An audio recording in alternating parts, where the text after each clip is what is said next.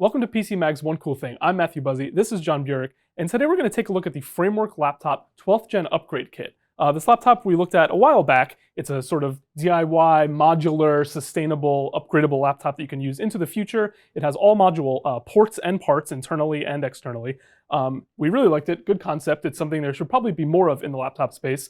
And now we're going to look at the first sort of generational leap we have in a kit that Framework sent us to take the Intel 11th Gen CPU that was in this and add a new, basically entire motherboard that has a new 12th Gen Intel chip on it. So John, show us the laptop and then sort of what we got here in this big stack of products. Yeah, so we have a whole bunch of stuff here. So we did review this last year.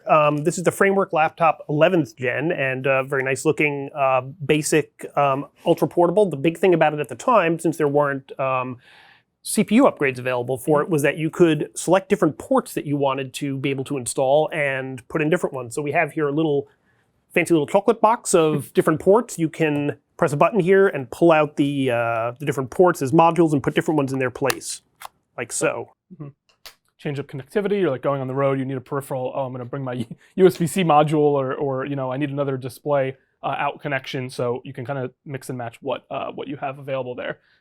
That's also one of the first steps, as we'll go through this, of upgrading to the new chip, is taking these out. So right, yeah, that's why I'm taking them all out of here, because basically to upgrade the motherboard in this system, you have to take all those out and follow a sequence. Mm-hmm. So as we do this, Matt's going to be following a sequence that was provided to us by Framework. I'll be doing the upgrade over here, and we'll walk through it. But one of the things that did come with the original Framework laptop was this sort of multi-use pen, which has multiple tips, sort of a spudger for holding things down or popping things out, and we're going to be using that throughout the course of this video.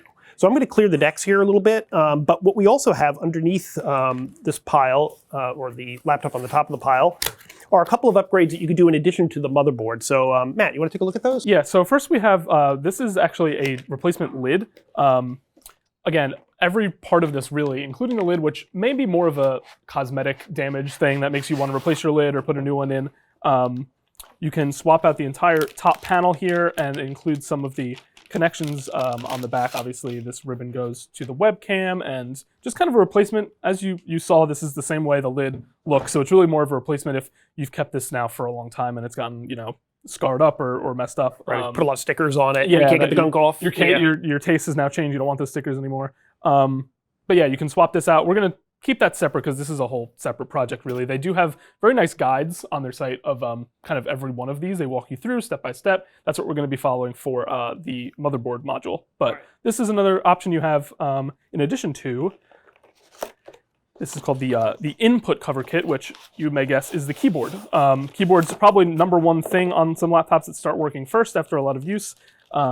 This one here is pretty straightforward, although the guide makes it look a little complicated to replace. So again, we're going to steer clear of this one for this particular guide, but clearly a new switch panel here, a lot of connections to pay attention to if you open this thing up and use it to replace the one that's in there. Yeah, we'll actually be taking the keyboard off of this unit. You'll see this in there when we do this, but we're not going to put this new one on at the moment. Yeah, because there's a whole aspect of the keycaps to be dealt with as well. Putting this membrane over these switches, so that's why it looks the way it does. But again, another option if you need to replace your keyboard, or if your touchpad goes bad, because those are the sort of the high traffic items that tend to go first on a laptop. So last but not least, we have another box here. Maybe the smallest and least exciting, but actually the focus, once we open it up, the most exciting. The whole kind of motherboard kit here, it gives you the big advantage of upgrading to 12th Gen Intel. As we said, this was an 11th Gen, I believe it was an 1165 G7 chip. And this, we have the mid-range of 3 options here. The 12th Gen, they come in 3 different tiers. There's a basic one, this is the middle one, and then there's a high tier performance one. Those are all 12th Gen P-series chips. And we have the middle of the road one. So we will start to open the laptop up and show you what the replacement process looks like. Yeah, the interesting part of that is that the original laptop is actually a U-series. So we're actually upgrading from one series to the next inside of this. So we're going to clear the table here a little bit, and then we're going to get started on our upgrade. All right, so we're going to start this out by removing the 5 screws on the bottom here using the tool that Framework provided. So we're going to work on that and get them loose. I mentioned the upgrade to 12th gen with the middle of the road chip we have here. Well, chip is a bit of a misnomer when it's this entire kit, but you know, follow me here. This is the middle option. So let me backtrack. There's an i5 1240p that starts at $538. That's just for the upgrade kit. That's for this module by itself.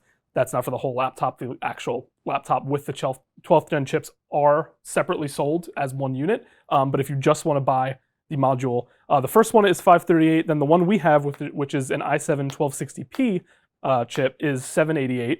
And then the top model is $1,138, and that's the 1280p. It's another i7. So a bit of a tier hierarchy there for you to go through. Again, we have the middle one, and they're, you know, it's a bit expensive to be sure. A big portion of the overall cost of the laptop, I would say, but that's also true really of most PCs. The processor and GPU, if there is one, are going to be the biggest percentage of the cost. So that should be no surprise. And if you really want to upgrade, or if your processor, you know, breaks, then you need an upgrade. If you need an upgrade, you need an upgrade. So we've gotten to the point here where I unscrewed the 5 screws in the bottom, which released the keyboard deck. I had to pry a little bit. We're going to flip this over. Hopefully this will be visible. And you will see there's a ribbon cable kind of curling around to the motherboard. Now, Framework provided us with a handy little finger loop down here. I don't know if this will be visible, but hopefully our camera will get to it. So I'm going to put my finger through the loop, and I believe pull straight up. Is that right, Matt? Oh, yes. Well, it just came out. There you go. There we Easy. go. Didn't take much. There you go. And we are inside the laptop. So bottom of the keyboard. So we have the Framework laptop open with the keyboard off. Now what we have to do in sequence here, according to the instructions, is to remove 5 different connectors from the board that are going to various components on the machine. So we're going to start with the battery connector here, which comes straight out, as I understand it. If you're using this as any sort of guide, it says be very careful in sliding this one out because the pins can bend, so. I think we're good on that one. Cool. All right. Second one in the corner, that is for the speaker, which is, you'll notice, is nicely labeled here. And if you ever needed to replace the speaker, presumably you will be sold, or could be sold, a module for the speaker here. Mm-hmm. You'll notice there's QR codes on nearly every part inside, which is really smart of them. You can scan and it will bring you to the part, I think, on their site, and you can buy a new module. So now we're going to move on to the audio subsystem cable, which is a little delicate guy over here next to the speaker cable. So we have to flip up this little latch over here next to it. Let's see how it goes. It's a little black bar. It's very hard to see. Yeah, you got to flip it up and then you can pull the cable away. Right. So you grab this here, and then you work it loose. There it goes. So it's a little ribbon cable, and it's very hard to sort of tell when it's actually disengaged until you feel it loose. So battery, speaker, audio subsystem. Next thing is going to be the display cable. All right, so this one I believe is just grab a black tab here and pull straight up. Yep. That comes loose very easily. And the same thing over here for the webcam cable. You're a pro. You're a natural. There we go. No, we have to put these all back in, remember, when we're done. Let's not pat ourselves on the back too much, I suppose. Not yet. That's it for unplugging various cables. We're now going to move on to unscrewing a couple things from the board. What's next? I guess it is the Wi-Fi module, according to our instructions. So we have a couple of modules here on the board. M2 SSD, Wi-Fi module over here, which I believe is also an M2 format, and then here's our RAM. So we'll be pulling all this out in sequence, I assume, but we're being asked to start with the Wi-Fi module. So I'm going to turn the screwdriver around to the Phillips side. So we're going to undo the Wi-Fi module. This little tool they sent with the original laptop is useful for any and all upgrades and maintenance, it turns out. So yeah. So there's a little metal bracket here. Take that off, and then I believe the Wi-Fi module just comes straight out. We may have to undo the antennae from it, but we'll see if we can leave that in place. There we go. Put that aside. if you've ever removed an SSD from a desktop, it's pretty much that 3 times. Yep, yeah. So memory is next. Memory's next, so that will just be to disengage the clips on the 2 SO-DIMMs in here. Simple enough. If you've ever installed memory, this should be pretty straightforward. We'll be putting those in the other motherboard. And then finally the storage. The storage. Okay, so over here we have our Western Digital SSD. We're going to unscrew that. And then next up is going to be removing the board itself. So we've officially hit our limit of removing individual parts from the board and can finally remove it from the laptop. Right, so here we go. So basically, if you've ever installed an SSD in a desktop or upgraded the SSD in your laptop, if it uses M2 form factor, it's pretty much the same process. Same thing for memory upgrade, same thing for the Wi-Fi card. Some laptops will have the Wi-Fi integrated into the board. Sometimes it'll be an M2 module like that. So if you've done any of those upgrades on a desktop or a laptop, you can do this. So next we're going to move on to the motherboard itself. So you can see that that's mostly been cleared of obstructions. So next up, the motherboard removal. Yes, we got Okay. several connections along the outside perimeter, and Okay, pretty simple. All right, so how many screws are we Looking for looking at? 5 different screws. I've brought up a diagram which is in the guide that shows you where they are all located. We have 2 on the left, 2 on the right, and 1 on the bottom. Okay, so it looks like they're actually rimmed in orange on here, as they are in the manual, which you can't see on screen, but they are actually color-coded to the board. So we have 1, 2, 3, 4, 5 screws. So we're going to start by removing those using the T5 end of the screwdriver. Now the screws on the bottom of the case are tethered so you can't lose them, which was a very nice little detail. But these we have to keep separate. These are fully losable. These are fully rest losable, assured. yeah. So you might want to actually do this with a couple of little cups or a saucer or something alongside to keep your screws in line. There aren't too many. We're going to have these 5 from the motherboard and the 1 for the SSD and the 1 for the Wi-Fi module. So there aren't screws all over the place, but you probably want to keep them contained because it's very easy to misplace them. The nice thing is, though, is this is magnetic, so it keeps these little guys in line. So once we get the 5th screw out, do we just lift the board out, Matt, or what's up next? Yes, remove the motherboard. In order to lift the board, grab it from the bottom edges and lift up very gently. There should be no resistance when lifting up the board. All right, resistance will be futile. Whoop. So I'm going to try and get my fingers under here. It seems like there's a bit of catch in the middle, so we have to figure out what is holding us. There we go. Nothing too drastic required there to get that loose. All right, get that clip out. Dodge the cable. Away she comes. All right, 1/11th gen motherboard that will be headed to some sort of recycling apparatus, I suppose, or yeah, I assume that this was going in a drawer somewhere. For our purposes. For our purposes, yes. But if you want to just take a quick look at the board itself, the cooling apparatus here for the CPU leading to the heat pipes. The CPU is actually under here, and the same configuration on the board we're going to put in. So let's put that aside and grab the new board. So if we want to look at them side by side, and you have to remember the one on my right hand is the new one, because they look very similar, don't they?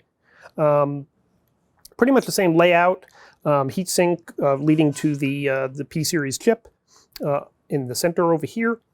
And yeah, it looks like it should have the exact same layout. Now that's the thing, is like, we're going to place this as I speak, but earlier designs of most laptops, I shouldn't say earlier designs, or most designs of most laptops, from generation to generation can vary according to where components are placed and the sort of thermal designs that are required by the CPU. So what Framework has done here is to keep everything consistent from generation to generation.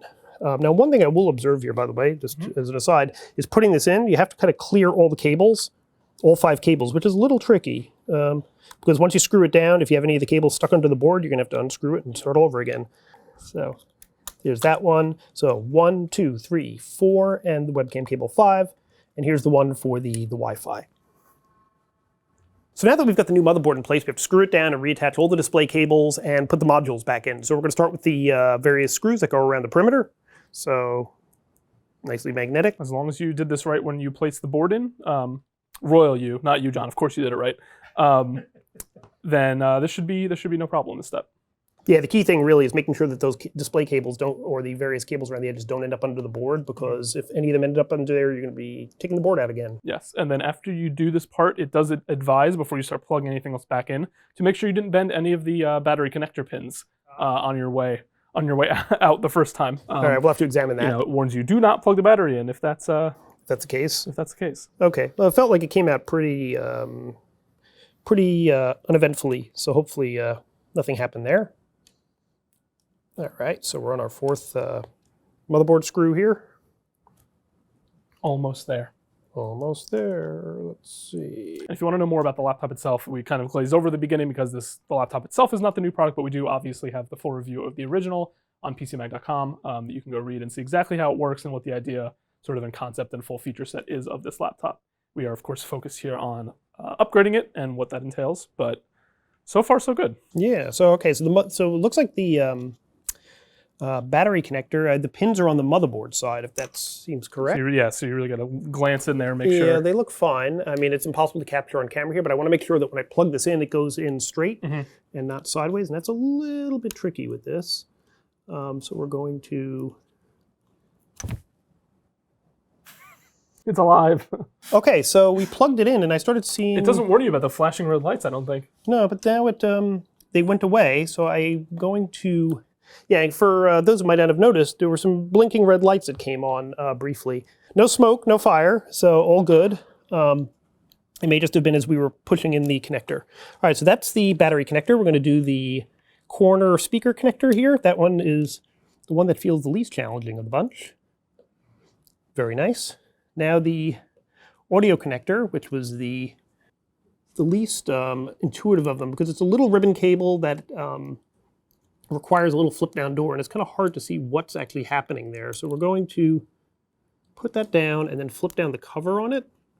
Slide it under the white connector here, it appears. The latch is tiny and the ribbon cable itself is... Yeah, it fights you a little bit. Yeah. So we had to start again to work on the audio cable, the third of the three cables that we are reconnecting. It was the trickiest to disconnect, and now in turn the trickiest to reconnect. Yeah, you kind of need to. We actually had to take a little cell phone picture and blow it up to see the detail here. But basically, this little blue cable goes underneath this white connector. The black locking mechanism on top has to snap downwards. Now it's snapped in place, and I believe we have the audio system hooked up over there. So that should be good. The fourth cable is the display cable, which we grab by this little tab, and it goes into a connector down here that's in a recess. It's a little hard to see. So we are going to snap that in place. That is firm. Okay. Put the tab down, and then the last of them is much like the display connector, the webcam connector. That goes in over there, and the cable routes into this space over here. We will make sure that that's running properly over there. Okay, now the modules. Let's do the trickiest one first, I guess, the Wi-Fi. That is indeed where it suggests we start. Yes, all right, so we're gonna take that. It's gonna go in at a slight angle. Yep. Just like they are there, it says the black and white cable should be rotated downwards. There's a photo, but we have it right. I think we do, yeah, and this just gets clipped back into the little retaining routing clips here. And now we need to put this bracket over the Wi-Fi cable. The thing to do here, I will note, is to route the Wi-Fi cable underneath the bracket before you put it on, so that the bracket does what it's supposed to do, which is retain it underneath the lip of the laptop. Otherwise it'll interfere with closing the laptop up. So we're going to put that screw in.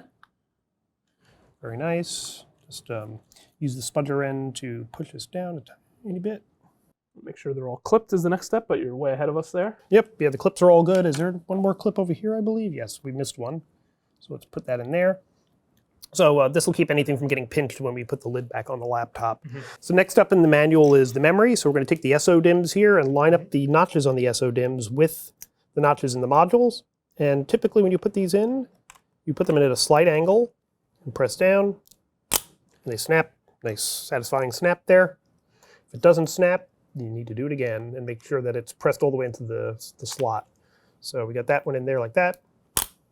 Okay, just checking nothing's pinched. Cables all look Hopefully good. A click more than a crunch, you know? Yeah, this Wi-Fi cable came loose, so we're just going to reposition that. Looking good. Okay. Move on to the storage. All right, so now we're going to do the storage. So anybody who's installed an M2 drive in a desktop, this should be pretty familiar. So it goes in at an angle like any other M2 SSD installation. Snap. Goes down with spring force there, so we're going to hold that in place while we put the screw in.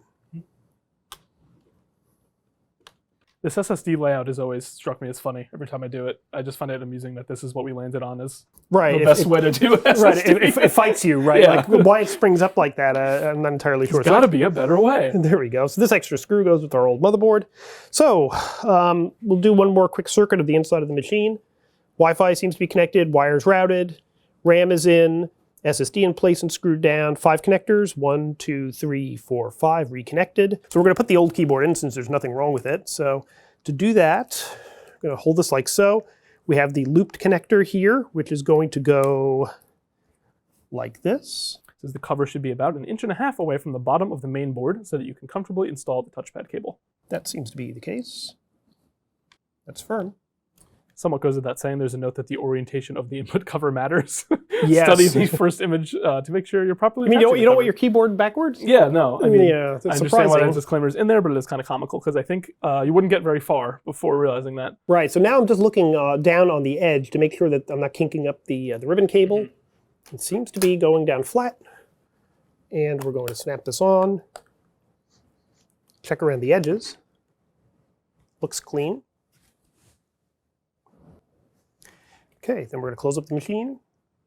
No scary crunching sound. Sounded very smooth. Flip it over. Put the screws back in.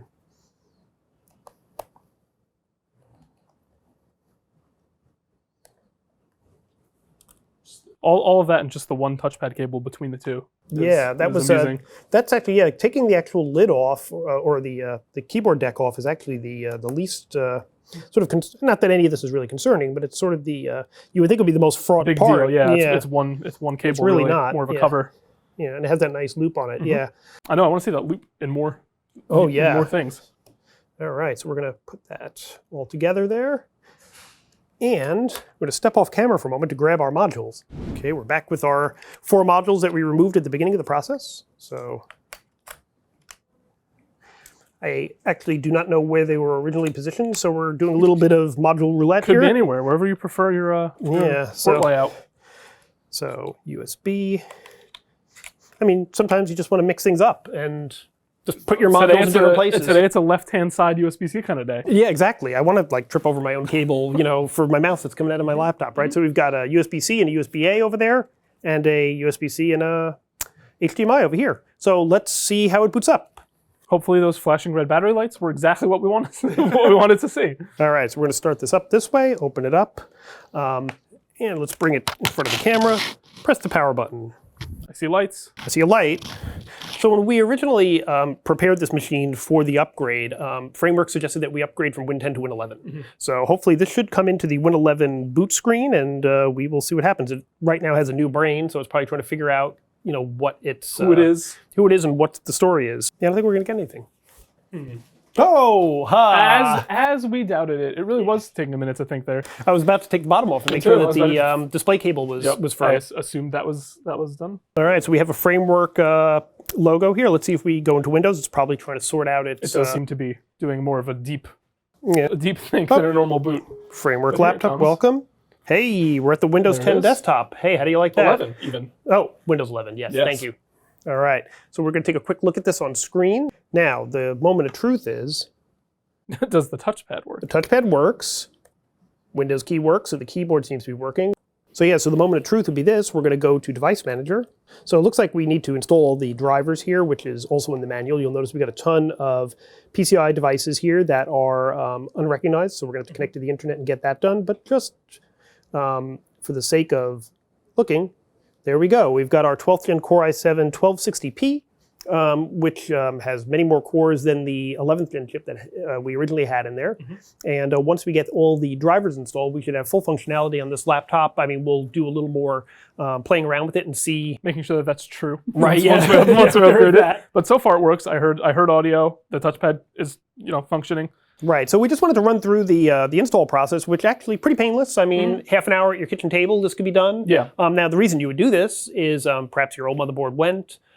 Perhaps a couple of generations out, you would want to go from an 11th gen to a 12th gen chip. Yeah, I don't know if most people are doing it day one that this comes out like we are and doing it, for the sake of it. But if it was starting to lag behind a year or two from now, you could say, hey. Right, and actually to jump from 11th to 12th gen on mobile, going from a U series to a P series is not nothing. Right, exactly. Yeah. So one thing we should point out though is pricing on the upgrade here. So the Core it was a Core i7 1260p, if I'm not mistaken, was our middle SKU, and it was $788 for the motherboard. So not a small amount. You can buy a whole laptop for $788. If you've already sort of become used to this machine and you want to continue using the chassis over and over again, there are cheaper and more expensive. motherboard options, and presumably that may change over time with volume. Yeah, if you're more set on replacing this thing because you believe in this concept and you like it, and one of the parts went bad, that's what you would do. You would buy the kit and you would upgrade it. If you wanted to throw out the laptop, you probably wouldn't have gotten this in the first place. So here you have it. So we have a successful upgrade of the Framework laptop 1st gen to the 12th gen Core i7 that we got from them. We now have a 12th gen Framework laptop, and we're pretty pleased with how easy that was to do. I'll give the instructions 2 thumbs up, and the execution was almost all very easy with one little keyboard. Port. Yeah, but yeah, overall pretty clear instructions, visuals, and it wasn't bad. Everything's pretty clearly explained. So thank you for joining us on One Cool Thing. We will be benchmarking this machine to see actually how much better it performs than the 11th gen that we tested last year. And stay tuned for that. And thank you for watching.